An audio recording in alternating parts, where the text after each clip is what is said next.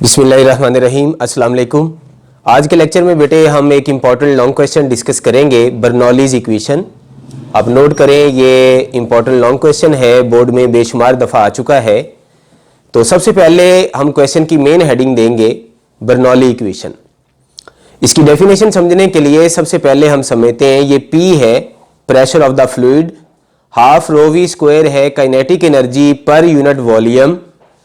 अगर हम डेंसिटी की जगह पुट करें मैस ओवर वॉल्यूम तो ऊपर बन जाएगा 1/2 mv स्क्वायर और नीचे वॉल्यूम 1/2 mv स्क्वायर है काइनेटिक एनर्जी ओवर वॉल्यूम। और इसी तरह रो जी एच ये है potential energy per unit volume. अगर हम रो की जगह पुट कर दें मैस ओवर वॉल्यूम तो ये बनेगा mgh ओवर वॉल्यूम यानी potential energy per unit volume. Ideal fluid के लिए इन तीनों का सम कांस्टेंट रहता है। इसी इक्वेशन से हम इसकी डेफिनेशन बना लेंगे। For an ideal fluid the sum of pressure, kinetic energy per unit volume and potential energy per unit volume always remains constant. इसके बाद हम इसका फार्मूला लिख देंगे, P is equal to P plus 1/2 rho we square plus rho G H equal to constant. फिर आप heading देंगे derivation. Bernoulli equation को ड्राइव करने के लिए हम एज्यूम करते हैं कि हमारा जो फ्लूइड है वो इनकम्प्रेसिबल है, नॉन विस्कस है और उसका फ्लो स्टेडी फ्लो है। Let's consider the flow of the fluid through a pipe in time t as shown in the figure below. तो सबसे पहले ये आप एक्सप्लेनेशन लिखेंगे, उसके बाद ये डायग्राम बनाएंगे। फर्ज करो ये हमारे पास एक पाइप है जिसका साइज नॉन यूनिफॉर्म है और इसकी हाइट भी दोनों एंड पे डिफरेंट है। इस पाइप के अंदर से फ्लूइड फ्लो कर रहा है और हमने उस फ्लूइड का ये थोड़ा सा एलिमेंट जो यहाँ पे रेड कलर से शो किया है ये रिप्रेजेंट किया है। फर्ज करो ये जो फ्लूइड एलिमेंट है ये मूव कर रहा है विद वेलोसिटी v1 और इसकी जो हाइट है, हाइट हमेशा पाइप के सेंटर से लेते हैं, ग्राउंड से इसकी हाइट है h1 और इस फ्लूइड एलिमेंट पे प्रेशर लग रहा है P1। ये जो प्रेशर P1 है ये वो फ्लूइड लगा रहा है जो इस फ्लूइड एलिमेंट के पीछे है और ये मूव कर रहा है विद वेलोसिटी v1 और ये डिस्प्लेसमेंट कवर करता है delta x1 during time interval t। और इसी तरह लोअर एंड पे वही फ्लूइड एलिमेंट मूव कर रहा है विद वेलोसिटी v2 और उस पर प्रेशर लग रहा है P2। अब जो प्रेशर लग रहा है वो जो आगे वाला फ्लूइड है वो इस एलिमेंट पे लगा रहा है, तो ये है pressure exerted by the fluid ahead of it. और इसकी जो हाइट है ग्राउंड से वो है h2 और it covers displacement delta x2 during time interval t। तो अब हम फाइंड करते हैं work done at upper and. The force on the upper end of the fluid is P1A1। हमने पढ़ा है जो प्रेशर होता है वो बराबर होता है फोर्स ओवर एरिया, तो फिर फोर्स बराबर होगी प्रेशर इंटू एरिया। तो यहां पर लगने वाली जो फोर्स है वो है P1A1। A यहां पर पाइप का एरिया है, where P1 is the pressure and A1 is area of cross section. The work done on the fluid by fluid behind of it, इस फ्लूइड पे वर्क डन जो इससे पीछे वाले फ्लूइड ने किया है उसका फार्मूला बनेगा फोर्स इंटू डिस्प्लेसमेंट। फोर्स की जगह हम पुट कर देंगे P1A1 और डिस्प्लेसमेंट है डेल्टा x1। हमने पढ़ा है जो डिस्प्लेसमेंट डेल्टा x1 है वो बराबर होगा velocity into time v1 into t। तो फिर डेल्टा x1 की जगह v1t लिख देंगे, तो फिर ये पीछे वाले फ्लूइड का वर्क डन बराबर आ जाएगा P1A1 v1 इंटू t। इसी तरह अब हम फाइंड करेंगे work done at the lower and. The force on the lower and is P2A2। यहां पर जो एरिया ऑफ क्रॉस सेक्शन है वो है A2 और जो प्रेशर लग रहा है वो है P2। तो यहां पर आगे वाला फ्लूइड जो इस एलिमेंट पे फोर्स लगाएगा वो बनेगी P2A2। और क्योंकि फोर्स पीछे की तरफ है और डिस्प्लेसमेंट आगे की तरफ है तो फिर जो वर्क डन होगा वो नेगेटिव हो जाएगा। Then the work done on the fluid by fluid ahead of it will be -F2 delta x2। F2 की जगह हम पुट कर देंगे P2A2 और डेल्टा x2 वैसे आ गया, डेल्टा x2 बराबर होगा v2 इंटू t।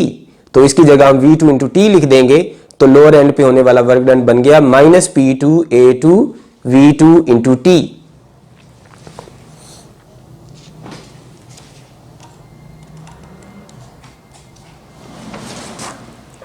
अब हम फाइंड करते हैं total work done.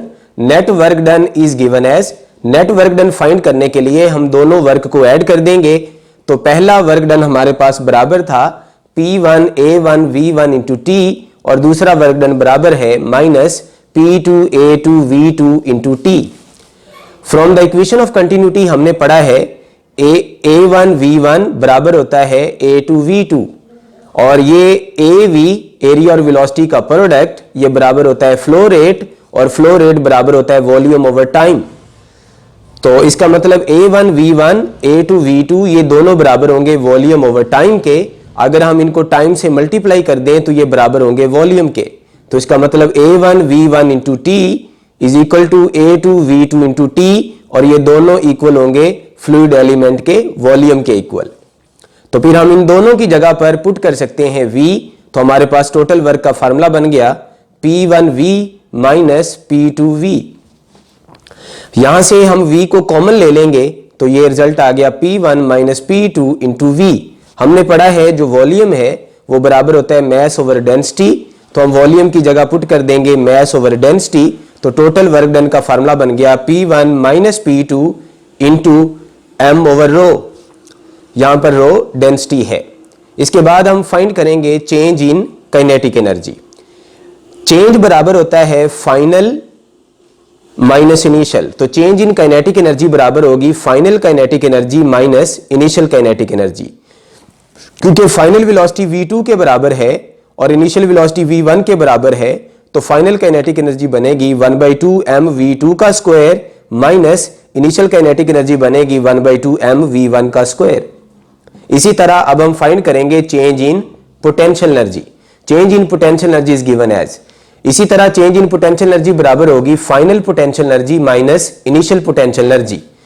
Final height क्योंकि h2 के बराबर है तो फाइनल पोटेंशियल एनर्जी बन गई mgh2, और इनिशियल हाइट क्योंकि h1 के बराबर है तो इनिशियल पोटेंशियल एनर्जी बन गई mgh1। तो चेंज इन पोटेंशियल एनर्जी बनी mgh2 minus mgh1। Net change in energy is given as, net change in energy find करने के लिए हम दोनों चेंज इन एनर्जी का सम कर देंगे, तो ये बराबर होगा change in kinetic energy plus change in potential energy.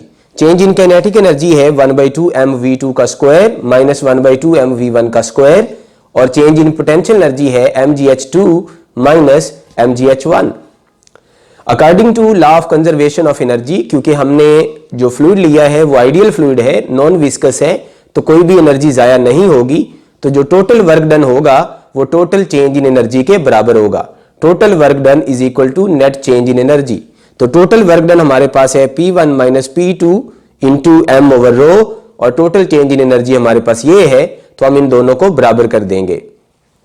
आप देखें यहां से M कॉमन आ रहा है और इधर भी M है, तो M से दोनों तरफ कैंसिल हो जाएगा, और ये जो रो इधर डिवाइड हो रहा है ये उधर जाके मल्टीप्लाई हो जाएगा।